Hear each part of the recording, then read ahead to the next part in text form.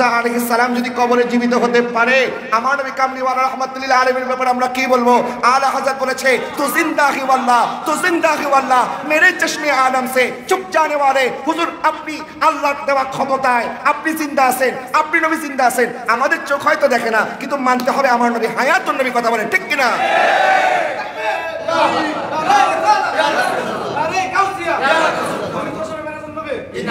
মেরাজের আলোচনার মধ্যে আমাদের আকীদা স্পষ্ট, নবীগণ জীবিত। বলে নবীগণ কি? আল্লাহ পাক ইরশাদ করেছেন, ওয়ালা তাকুলু লিমান ইউকতালু ফি সাবিলিল্লাহি আমওয়াত বাল আহইয়া ওয়ালাকিন লা তাশকুরুন। তোমরা শহীদদেরকে মৃত বলিও না, কারণ শহীদগণ জীবিত, তোমরা বুঝতে পারো না। সুবহানাল্লাহ বলেন। আল্লাহ পাক ইরশাদ করেছেন, ওয়ালা তাহসাবান্নাল্লাযিনা কুতিলু ফি সাবিলিল্লাহি আমওয়াত। তোমরা শহীদদেরকে মৃত বলে ধারণা করিও না, বরং তারা জীবিত। তাদেরকে রিজিক দান করেন কে? এখন শহীদ আল্লাহ পাকের মর্যাদাপূর্ণ একজন বান্দাদের জন্য যে ক্যাটাগরি আছে, আমাদের সেনাবাহিনীর মধ্যে আছে জেনারেল, তারপরে কি আছে? তারপরে আছে লেফটেন্যান্ট, তারপরে আছে মেজর, কর্নেল, ব্রিগেডিয়ার, বিভিন্ন ক্যাটাগরি আছে না নাই? General, brigadier general, colonel, major. আমি জানি না কোনটা র্যাঙ্ক কিরকম, কিন্তু আমি জাস্ট আপনাদেরকে বুঝাচ্ছি এটার যেমন একটা র্যাঙ্কিং আছে, এটা যেমন একটা পজিশন আছে, আল্লাহর বান্দাদের এরকম একটা পজিশন আছে না নাই? তো নবী এবং রাসূলদের পজিশন এটাকে শহীদদের চেয়ে কম না বেশি? আল্লাহ কোরআন বলতেছে, ওয়া ইউতিল্লাহু ওয়া রাসূলা ওয়া উলাইকা মা'আল্লাযিনা আন'আমা আল্লাহু আলাইহিম মিনান নাবিয়িনা ওয়াস সিদ্দিকিনা ওয়াস শুহাদাই ওয়াস সালিহিন। আল্লাহ পাক বলতেছে, আল্লাহ পাকের নিয়ামত প্রাপ্ত বান্দাদের প্রথম র্যাঙ্কিং এ আছে নবী এবং রাসূলগণ, দ্বিতীয় র্যাঙ্কিং এ আছে সিদ্দিকগণ, তৃতীয় র্যাঙ্কিং এ আছে শহীদগণ। তার তৃতীয় র্যাঙ্কের শহীদ যদি জীবিত থাকতে পারে, সিদ্দিকগণও জীবিত, নবী এবং রাসূলগণও জীবিত। কথা বলেন ঠিক কি না? আর মুসা আলাইহিস সালাম তো কবরে নামাজ পড়েছেন। সাঈদ ইবনে মুসাইয়্যিব রাদিয়াল্লাহু তাআলা আনহু, উনি একজন তাবী ছিলেন। উনি বলেন ৬২ হিজরিতে যখন এজিদ বাহিনী মদিনা শরীফের মধ্যে আক্রমণ করেছে, তখন ৩ দিন যাবত মসজিদ নববীর মধ্যে আযান ইকামত বন্ধ ছিল। নাউযুবিল্লাহ বলেন।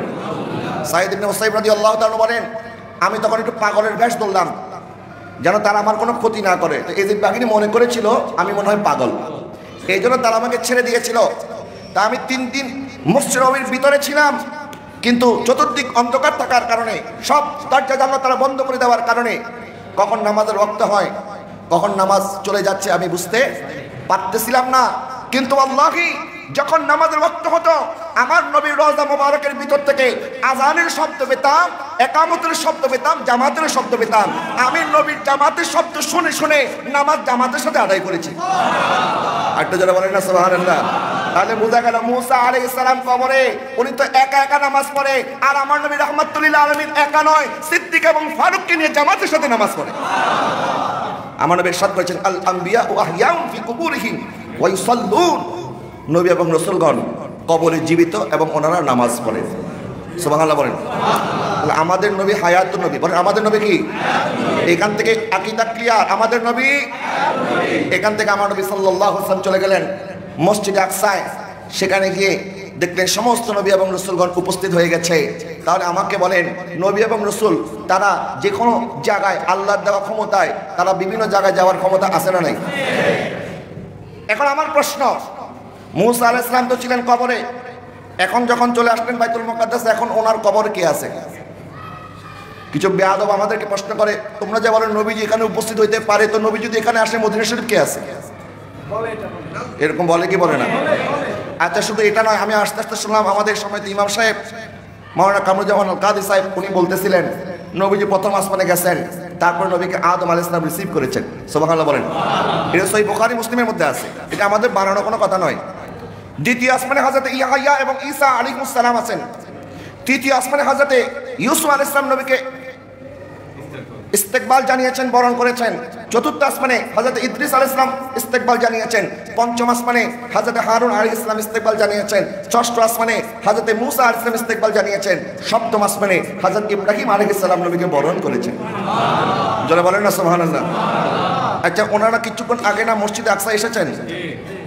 কিছুক্ষণ আগে নবীর পিছনে নামাজ পড়েছেন, নবীকে ইমাম মেনেছেন। এখন আরেকটা বিষয়, আমাকে বলেন ইমাম হওয়ার যোগ্যতা কি? যিনি সবচেয়ে বড় জ্ঞানী, যার মর্তবা মর্যাদা সবার চেয়ে বেশি, তিনি হচ্ছেন ইমাম। কথা বলেন না ঠিক না? তিনি কি ইমাম। এখন এখান থেকে একটা মাসআলা আপনারা জেনে নেন, আদম আলাইহিস সালামকে ফেরেশতারা সাজদা করেছিল কেন? কারণ আদম আলাইহিস সালামের কাছে ইলম ছিল, ফেরেশতাদের কাছে ছিল না। আল্লাহ পাক যখন আদম আলাইহিস সালামকে ইলম শিক্ষা দিয়েছেন, ওয়া আল্লামা আদম আল আসমা কুল্লাহা সুম্মা আরদাহুম আলাল মালাইকাতি ফাকালা আনবিউনি বিআসমাই হাউলা ইন কুনতুম সাদিকিন ক্বালু সুবহানাকা লা ইলমা লানা ইল্লা মা আল্লামতানা ইন্নাকা আনতাস সামিউল আলিম। তখন ফেরেশতারা বলেছিল, আল্লাহ তোমার দেওয়া ইলম আমাদের কাছে নাই, এই জিনিসগুলির নাম আমরা বলতে পারবো না, আমরা পারি না। আল্লাহ পাক আদম আলাইহিস সালামকে আগেই শিক্ষা দিয়েছিলেন, যার কারণে আল্লাহ পাক জিজ্ঞাসা করতে দেরি, আদম আলাইহিস সালাম ফটফট বলতে দেরি করেন নাই। যারা বলেন না সুবহানাল্লাহ। তাহলে আদম আলাইহিস সালামের শ্রেষ্ঠতা প্রমাণ হয়েছে ইলমের মাধ্যমে। বলেন না কিসের মাধ্যমে? আরেকটু জোরে, কিসের মাধ্যমে? ইলমের মাধ্যমে।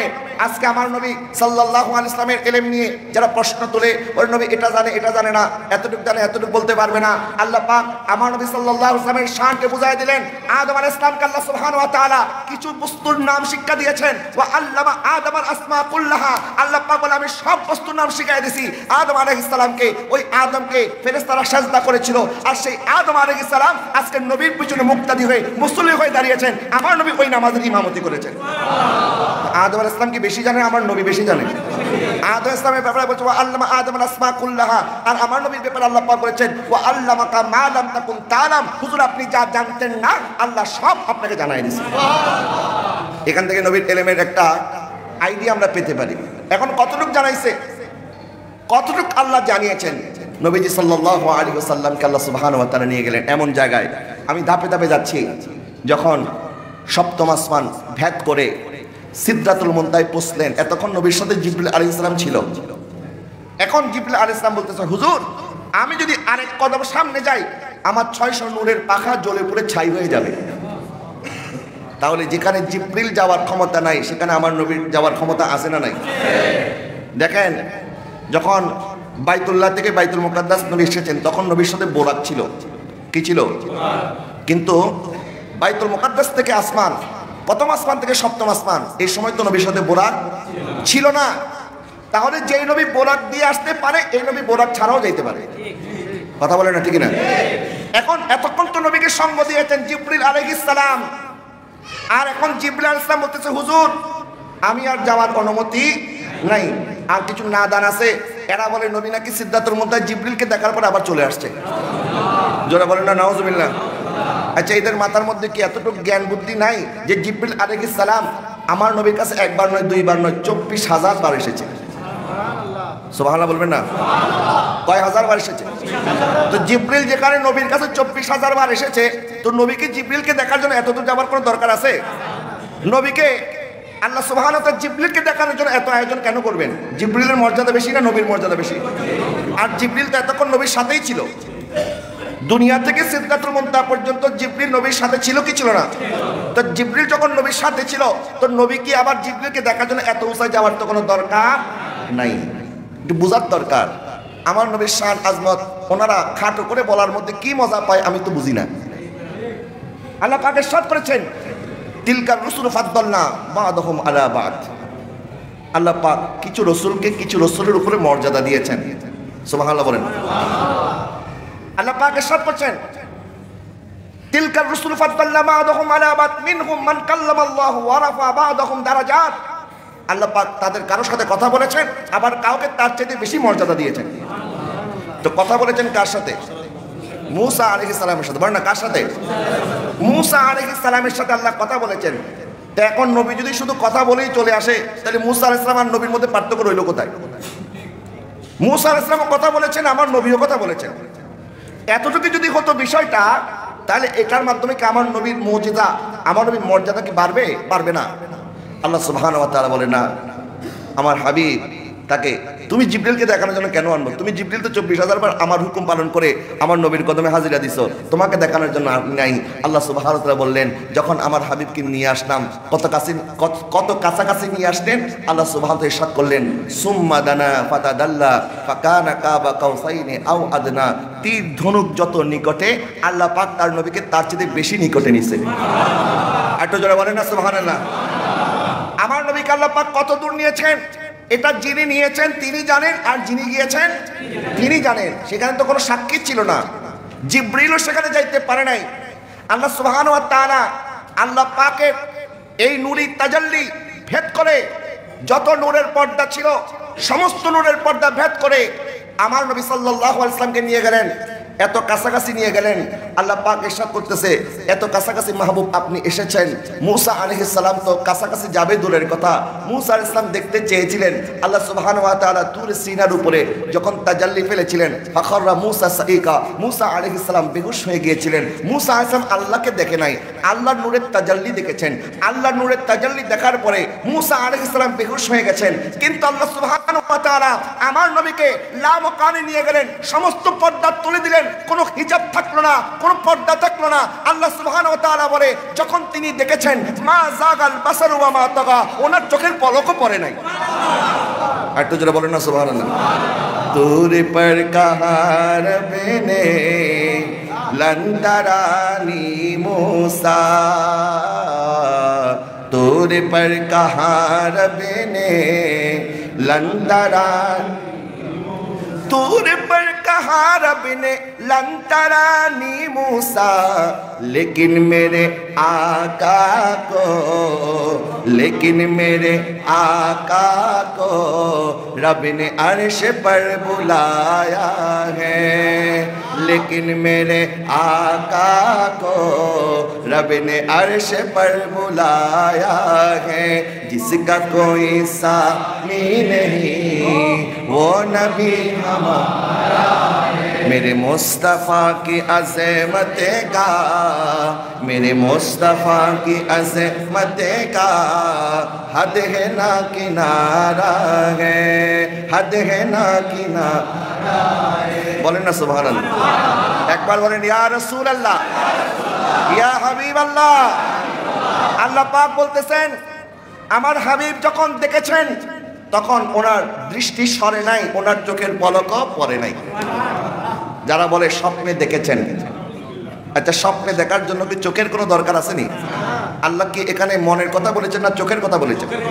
মা জাগাল বাসারু আমা তাগা, আল্লাহ পাক চোখের কথা বলেছেন, তার মানে আমার নবী নিজের চোখে দেখেছেন। যারা বলেন না সুবহানাল্লাহ।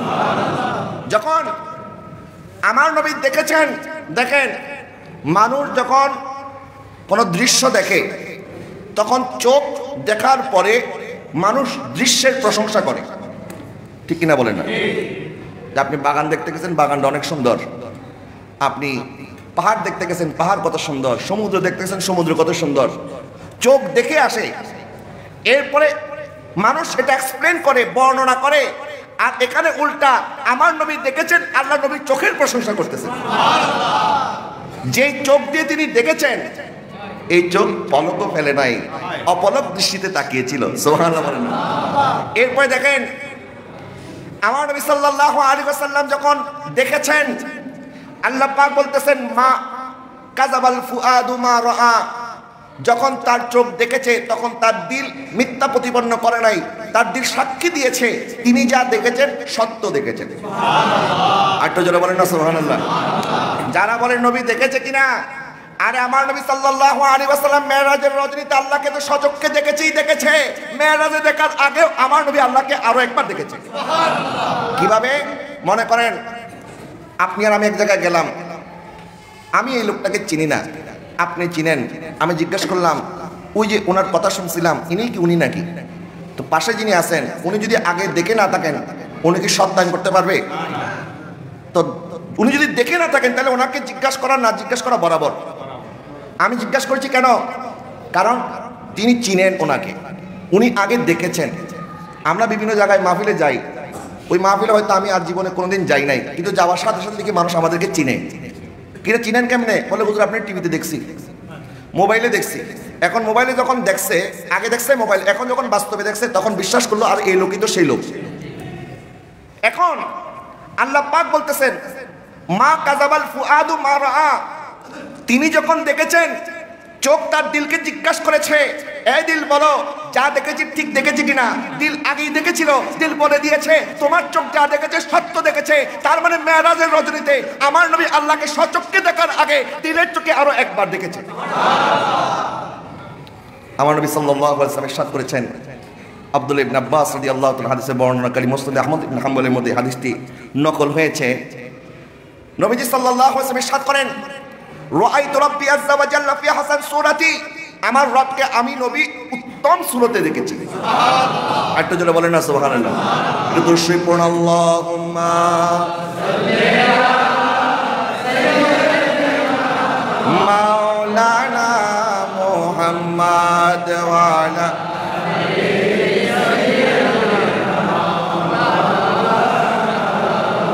मेराजे जाए खुदा रे हबीब नबी कमली वाला, मेराजे जाए खुदा रे हबीब नबी कमली वाला, या रसूल अल्लाह या हबीब अल्लाह, या रसूल अल्लाह या हबीब। गुप्त धने प्रकाशिते ডাকলেন মাওলা পাকে যাতে, গুপ্ত ধনে প্রকাশিতে, গুপ্ত ধনে প্রকাশিতে ডাকলেন মাওলা পাকে যাতে, গভীর রাতে বোরাকে চরেন আরে সে মো আল্লাহ, গভীর রাতে বোরাকে চরেন আরে সে মো আল্লাহ, ইয়া রাসূলুল্লাহ ইয়া হাবিবাল্লাহ, ইয়া রাসূলুল্লাহ ইয়া হাবিবাল্লাহ।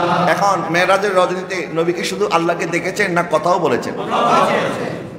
এখন কথা যখন বলেছেন, যেই নবী সাল্লাল্লাহু আলাইহি ওয়াসাল্লাম উম্মতকে এত বেশি মহব্বত করেন, আল্লাহ পাক যার ব্যাপারে বলেছেন লাকাদ জাআকুম রাসূলুম মিন আনফুসিকুম আজিজুন আলাইহি মা আনিতুম হারিসুন আলাইকুম বিল মুমিনিনা রাউফুর রহিম।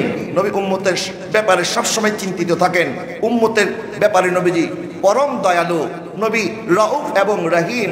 তাহলে যখন আল্লাহর সাথে কথা হয়েছে, এক নাম্বার এজেন্ডা নিশ্চয়ই উম্মতের ব্যাপারে হয়েছে। কথা বলে না, ঠিক কিনা? কারণ নবী উম্মতকে ছাড়া অন্য কাউকে নিয়ে কখনো চিন্তা করে না। দেখেন, যেখানে ইদ্রিস আলাইহিস সালাম আল্লাহকে বলেছিলেন, আল্লাহ দুনিয়াতে থাকা অবস্থায় তোমার জান্নাতটি তো দেখতে চাই, তখন আল্লাহ সুবহানাহু ওয়া তাআলা জিবরিলকে বললেন, আমার নবী ইদ্রিস জান্নাত দেখতে চাইছে, তুমি তাকে নিয়ে আসো এবং আমার জান্নাতটি একটু দেখাও। তো জান্নাত যখন দেখে ফেলেছে, ইদ্রিস আলাইহিস সালাম বলে, আল্লাহ আমি আর দুনিয়াতে যাবো না। সুবহানাল্লাহ বলেন না, আমি আর দুনিয়াতে যাব না। কেন যাব না? বলে আল্লাহর জান্নাত অনেক সুন্দর। তো সুন্দর জিনিস রেখে কি আর জান্নাতের তুলনায় তো দুনিয়া কিছুই না, এখন আর আসার দরকার নেই, আল্লাহ আমাকে জান্নাতে রেখে দাও। সুবহানাল্লাহ বলেন না। ইদ্রিস আলাইহিস সালাম এখনো জান্নাতে। ইদ্রিস আলাইহিস সালাম এখন কোথায়? জান্নাতে। আদম আলাইহিস সালামের জন্ম হয়েছে জান্নাতে, ইন্তেকাল হয়েছে দুনিয়াতে। আর ইদ্রিস আলাইহিস সালামের জন্ম হয়েছে দুনিয়াতে, এখন আছে কোথায়? তাহলে একজন যিনি এসেছেন তিনি আর যায় নাই, আর যিনি গিয়েছেন তিনি আর ফেরত আসে নাই। আর আমার নবী সাল্লাল্লাহু আলাইহি ওয়াসাল্লাম এত দূর গেলেন, আসমান জমিন লৌহ কলম সিদরাতুল মুনতাহা আরশ কুরসি সব ভ্রমণ করার পরে আবার উম্মতের কাছে চলেও এসেছেন। সুবহানাল্লাহ। যে নবী উম্মতের কাছে চলে আসতে পারে, যখন আল্লাহর সাথে কথা হয়েছে, উম্মতের ছাড়া, উম্মতের ব্যাপার ছাড়া কি নবী কথা বলেছেন? আচ্ছা, কি বলেছেন? যখন আল্লাহ পাক দেখা দিয়েছেন, নবী দেখেছেন, আল্লাহ সুবহানাহু ওয়া তাআলা নবীকে যখন দিদার দিয়েছেন, এখন যেখানে নবীর কাছে আল্লাহ সুবহানাহু ওয়া তাআলা গায়েব থাকেন নাই, আল্লাহ নিজেই ওপেন হয়ে গেছে, নবীর কাছে আর গায়েব আছে নাকি? और कोई गायब क्या तुमसे नेहा हो भला, और कोई गायब क्या तुमसे नेहा हो भला, जब न खुदा ही छुपा, जब न खुदा ही छुपा, तुम पे करो रो दुरूद तैबा के शम्सो दुहा, तुम पे करो रो दुरूद काबे के बदरो तुजा, तुम पे करो रो दुरूद। सुबहानाल्लाह বলেন না। যেখানে নবীর কাছে আল্লাহই গায়েব নাই, সেখানে নবী কতটুকু গায়েব জানে, এটা প্রশ্ন করাটা বেয়াদবি ছাড়া কিছু না। কথা বলেন না, ঠিক না? এখন আল্লাহ নবীকে দিদারও দিলেন, নবীর সাথে কথাও বললেন। এখন আমাদের কান খাড়া হয়ে গেছে, আল্লাহ তো কথা বলেছেন, তো কি বলেছেন জানতে মনে চাই কি চায় না? আল্লাহ বলে দিয়েছেন, কি বলেছেন? আমার নবীকে আল্লাহ সুবহানাহু ওয়া তাআলা এমন জায়গায় নিলেন, দেখেন যখন আল্লাহ পাক ওহী নাজিল করতেন, তো কিছু ওহী যখন জিবরিল নিয়ে আসতো, জিবরিলও জেনে যেত, কারণ কোরআনে আয়াত জিবরিল তেলাওয়াত করতেন, তারপর নবী শুনতেন। কিন্তু আবার কিছু আয়াত আছে যেগুলি জিব্রিল আনার পরও জিব্রিল জানতো না, এটার অর্থ কি একমাত্র আমার নবী জানতেন। আরেকটু যারা বলেন না সুবহানাল্লাহ। যেমন সূরা বাকারা শুরুতে আছে আলিফ লাম মিম, আছে না নাই? এরপরে ইয়াসিন, তাহা, কাফ, হা, ইয়া, আইন, সাদ, এরকম হুরুফে মুকাত্তাআত, আয়াতে মুতাশাবিহাত যে আয়াতগুলি নবীর উপরে নাজিল হয়েছে, এইগুলি আল্লাহ অনর্থক নাজিল করেন নাই। কেউ যদি মনে করেন অনর্থক নাজিল হয়েছে, এটা কুফরি হবে। আল্লাহ পাকের কোনো কথা অনর্থক না, ঠিক কিনা বলেন? তো এটার অর্থ তো দুনিয়ার কোনো মুহাদ্দিস জানে না, মুফাসসির জানে না, ফকি জানে না, আলেম জানে না, তাবিঈন জানতেন না, সাহাবায়ে কেরাম জানতেন না। তো আল্লাহ পাঠাইলেন কেন? আল্লাহ পাক বলে পাঠাইছি কারণ হচ্ছে আমি যখন পাঠাই তখন জিবরিল নিয়ে যায়। জিবরিল তো অনেক কথা জেনে যায়, কিন্তু কিছু কথা আছে এটা আমি জানবো আর আমার মাহবুব জানবে, জিবরিলও জানতে পারবে। যারা বলেন না সুবহানাল্লাহ। আর এখন আল্লাহ সুবহানাহু ওয়া তাআলা বলেন, হাবিব এখন যখন আপনাকে এখানে নিয়ে আসছিলাম ওখানে, এখন তো জিবরিলও নাই, এখন তো জিবরিলও কি তো জানার কি আর কোনো সুযোগ আছে? এখন আল্লাহ পাক বলে হ্যাঁ আমি আমার বান্দার সাথে কথা বলেছি, আমি কথা বলেছি। এবং আল্লাহ বলে দিলেন কি বলেছেন? আল্লাহ পাক ইরশাদ করছেন ফাআউহা ইলা আবদিহি মা আউহা, আমি আমার বান্দার সাথে কথা বলেছি, যা বলেছি তা বলেছি। যারা বলেন না সুবহানাল্লাহ। আল্লাহ কি বলেছেন? আল্লাহ পাক এটা বলবো কেন? আল্লাহ পাক বলে আমি আমার হাবিবের সাথে কি বলেছি এটা বলবো কেন? বললে তো আর গায়েব থাকবে না। সুবহানাল্লাহ বলেন না। আরে যারা নবীর এলেমের ওজন মাপো, এই মাপার যন্ত্র তোমাদেরকে কে দিছে আল্লাহই ভালো জানে। ইবলিস শয়তান ছাড়া এই যন্ত্র কেউ দিতে পারবে না। কারণ ইবলিসের খাসলত নবীদের সাথে বেয়াদবি করা, কথা বলে না ঠিক না? ইবলিসের জন্মগত দোষ এটা। প্রথম বেয়াদবি শুরু করেছেন আদম আলাইহিস সালাম থেকে, এরপর আমার নবীকেও বেয়াদবি ছাড়ে নাই। এই বেয়াদব আমার নবীর সাথে বেয়াদবি করতে ছাড়ে নাই। তো নিশ্চয় তোমাদের মাথার মধ্যে এই যে কালী নবী কি জানে, কদ্দুর জানে, এটা জানেনি, ওইটা জানেনি, এই প্রশ্ন তোমাদের মাথার মধ্যে দিয়েছে কে? নিশ্চয় ইবলিস শয়তান দিয়েছে। আল্লাহ পাক বলতেছেন ফাআউহা ইলা আবদিহি মা আউহা, অতঃপর আমি আমার বান্দাকে জানিয়েছি, আমার বান্দার সাথে ওহী হয়েছে, আমার বান্দার সাথে কথা হয়েছে। আল্লাহ কি কথা হয়েছে? আল্লাহ পাক বলে যা কথা হয়েছে তা হয়েছে। জানানেওয়ালা আল্লাহ জানে আর জাননেওয়ালা আমার নবীজি জানে। এখানে মাঝখানে অন্য তৃতীয় পক্ষ তোমরা জানবা আর তখন বলবা নবী যেটা জানে আমরা তো ওইটা জানি। তা আমাদের আর নবীর মধ্যে পার্থক্য কি? এই কথা বলার সুযোগ আর আমি আল্লাহ রাখবো না। আমি আমার নবীকে জানিয়েছি, কি জানিয়েছি এটা বলবো না, এটা আমি আল্লাহ জানবো আর আমার নবীজি জানবে। একটা জোরে বলেন না সুবহানাল্লাহ। আচ্ছা বলেন তো জান্নাত জাহান্নাম এটা কি হাজির না গায়েব? চোখে দেখা যায়? দেখছেন কোনোদিন? কোন সাহাবী দেখছে? কোন তাবী দেখেছে? কোন নবী রাসূলও তো দেখে নাই। সুবহানাল্লাহ বলেন না। কোন উম্মত দেখবে দূরের কথা, জান্নাত জাহান্নাম কোন নবীও দেখে নাই। এখন জান্নাত জাহান্নাম যে নবীগণ দেখে নাই, তাহলে ওনারা বললেন কেমনে? সাক্ষী ছাড়া কোনো বিচার কখনো হয় না। সাক্ষী লাগে কি লাগে না? আল্লাহকে দেখে নাই নবীগণ, সাক্ষী নাই। জান্নাত জাহান্নাম দেখে নাই, সাক্ষী নাই। তো সাক্ষীটাকে আল্লাহ পাক বলে সাক্ষী হচ্ছে আমার নবীজি। তোমাদের দেখতে হবে না, বরং আমি আমার নবীকে ইন্না আরসালনাকা শাহিদাও ওয়া মুবাশশিরাও ওয়া নাযীরা, আমার নবীকে আমি আল্লাহ শাহেদ সাক্ষী বানায় পাঠাইছি। তোমরা দেখতে হবে না, নবী দেখেছে এটাই সাক্ষী, নবী দেখেছে এটাই হচ্ছে দলিল। যারা বলেন না সুবহানাল্লাহ।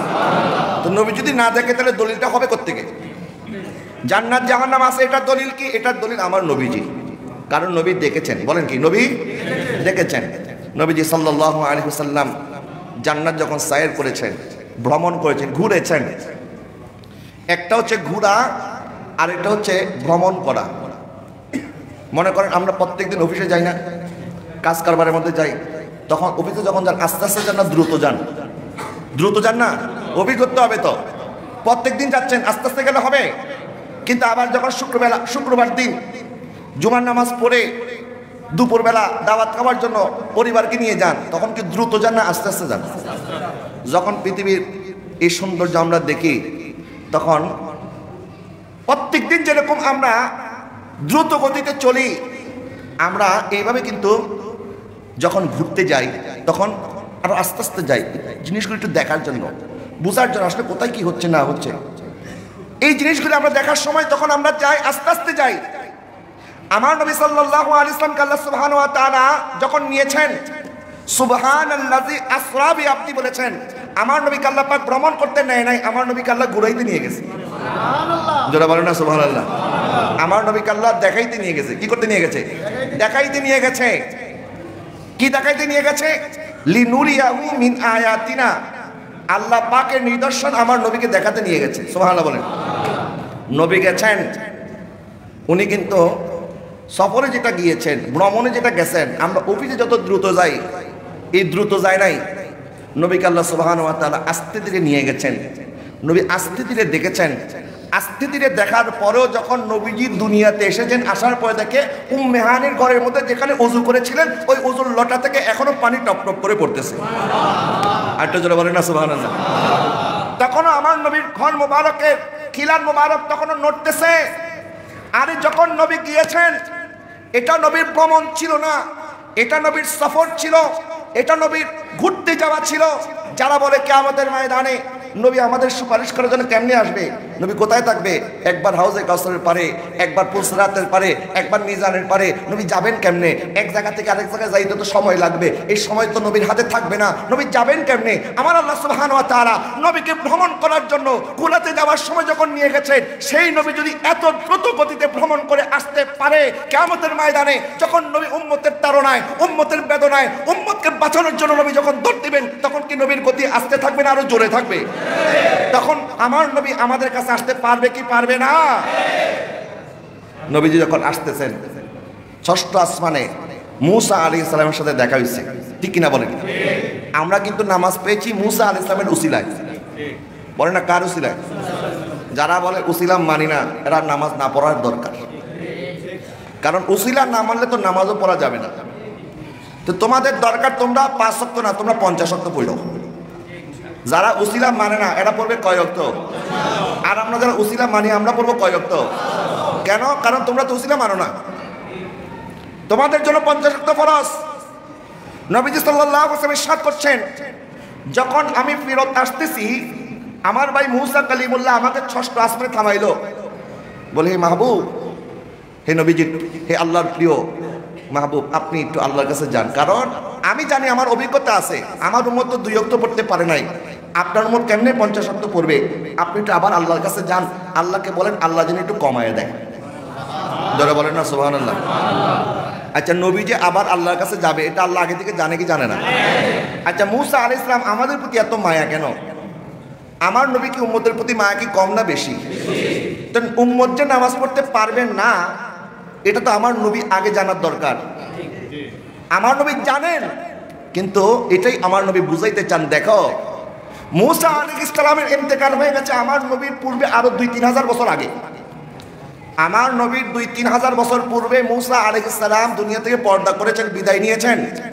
এখন সেই মূসা আলাইহিস সালাম যদি উনি সুপারিশ করে ওনার দ্বারা আমার উম্মত উপকার লাভ করতে পারে, মূসা কালিমুল্লাহ যদি এই ক্ষমতা থাকে, আমি নবীর কত ক্ষমতা থাকবে? যারা বলেন না সুবহানাল্লাহ। এরা বলে নবী তো মরে মাটির সাথে মিশে গেছে, নবীর কাছে কোনো সাহায্য চাওয়া যাবে? নবী আমাদের উপকার অপকার করার কোনো ক্ষমতা নাই। নাউজুবিল্লাহ বলেন না। আরে তোমাদের উচিত আমার নবীর কালেমা বাদ দিয়ে মূসা আলাইহিস সালামের কালেমা পড়া। কারণ তোমরা মূসা আলাইহিস সালামের ক্ষমতা মানতে রাজি আছো, আমার নবীর ক্ষমতা মানো না কেন? কথা বলেন না, ঠিক না?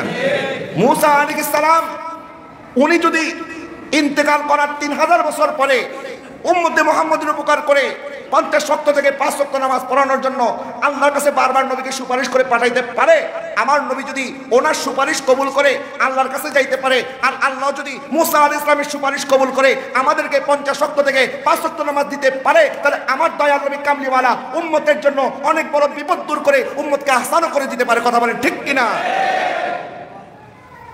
এরা মেরাজের আলোচনা করে না, কারণ আলোচনা করলে তো এই নবীর মর্যাদার কথা বের হয়ে আসবে, ঠিক কিনা বলেন? এরা এমন ভাবে বলে এটা নবী গেছেন আবার আইসা পড়ছেন, বাস কোনো খবর নাই।